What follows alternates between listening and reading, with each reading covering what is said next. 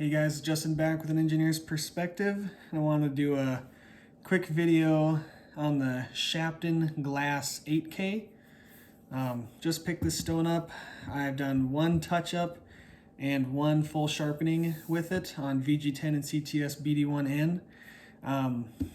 So not enough to really draw full conclusions on it, but I want to do a little bit of quantitative testing today to kind of see the cutting speed of this stone, and it seems to be very quick. But I've got a Zwilling a Zwilling diplome here, prep knife, and FC61, which is basically like AEBL at 61 Rockwell target.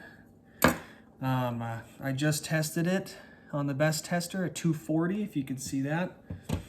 So now I'm just gonna touch up the edge a little bit and see what we can do.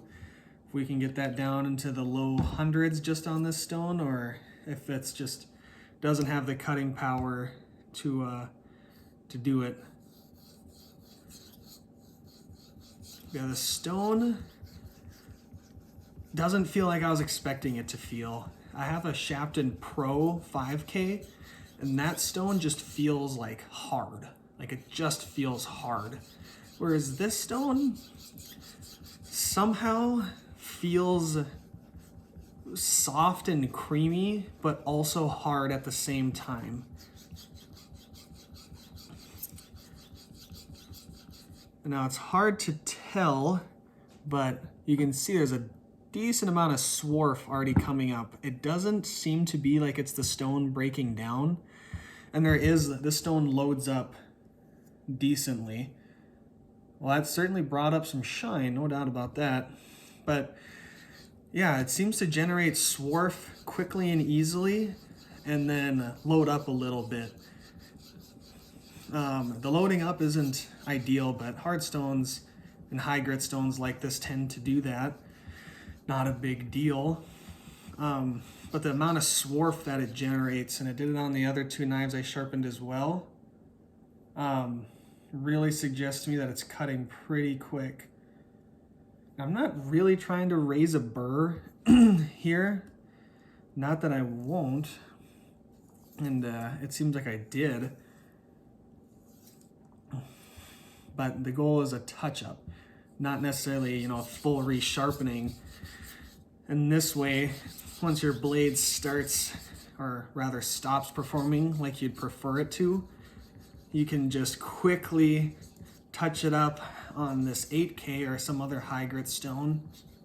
And that way you're not removing a whole bunch of metal when you're sharpening, so you kind of prolong the life of your blade, but you still have that sweet cutting edge that you like, that we all like, really.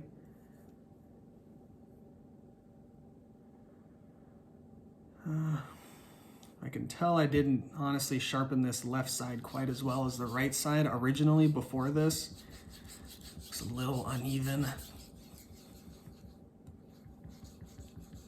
But true splash and go. You can see I just threw some water on it and we're up and running. Might be soaking up a teeny tiny bit, or it might be running off. Hard to say. Oh, uh-oh. Feels like I put too much pressure and I kind of smushed the apex. I've been warned that the stone can do that. We shall see here if we can recover that or not. Yeah, we might be able to. I've heard it's somewhat easy to round over the apex on this stone.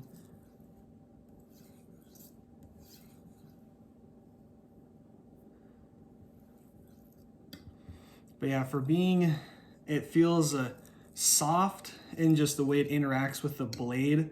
It's almost like velvety, but there's very, very, very little to no feedback.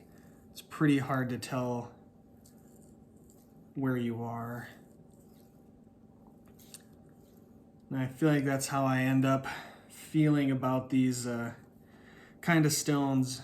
Is I love the performance of these splash and go high-end ceramic stones, but the feedback on them just suffers And so the user experience can sometimes be compromised a little bit. Yeah, velvety, but just basically no feedback.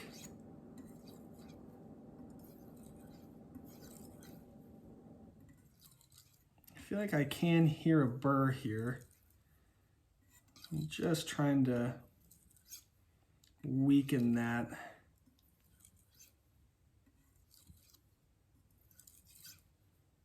Very light strokes here. Let's go to edge leading. On the CTS BD1N where I did the full progression, so it was the 800 grit Neo, 3K Chaucera, and then this 8K Shapton glass. Off of this stone I got a 120 Bess, which I think is pretty good. I'd say I was relatively rushed. It's getting a little dry here.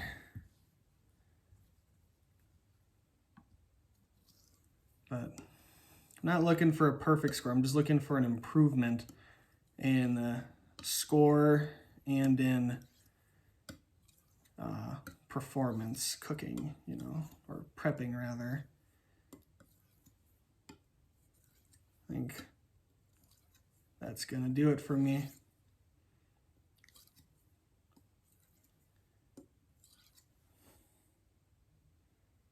Oh yeah.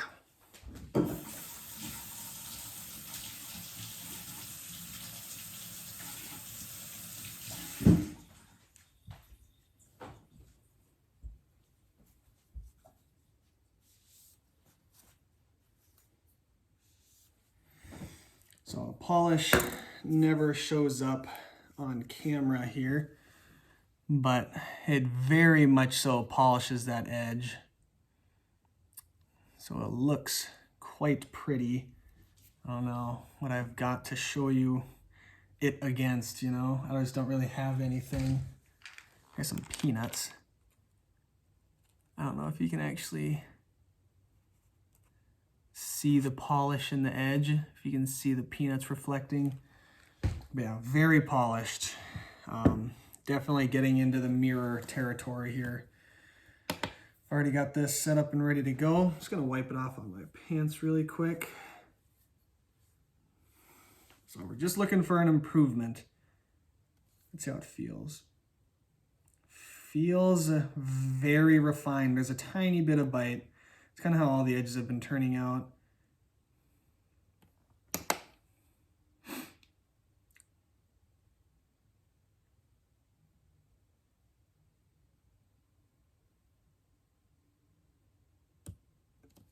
$140. So very nice improvement. Very nice improvement indeed for, you know, 4 or 6 minutes of effort and minimal steel removal. It's super duper sharp. I wish I would have brought some paper to cut for you. But yeah, overall conclusions is very impressed with the performance of the Shapton Glass 8K. It cuts super fast for an 8K. And the finishes it's leaving are very, very mirror finishes. So it really takes that appearance to the next level for sure. The actual quality of the edges it's giving me are super refined feeling. And I, so far, in all 3 examples, have gotten bite in the edge. So it is biting into my finger pads, but I mean, it's a lot less than if I would go to a 3K. It's definitely less. And that's just what happens, I feel, when you go up to this type of refinement, but there's bite. So yeah, I'm very impressed with the stone. I definitely like it. I tend to lean towards the harder, less feedback, but has something for me side of things. So I'd say this isn't my ballpark, but final, you know, conclusions are yet to be seen. But yeah, pretty impressed with it. That's very impressive reduction in score there for the amount of time and the grit rating of the stone. So yeah, that's all I've got. Thank you for watching. Have a good one. Bye.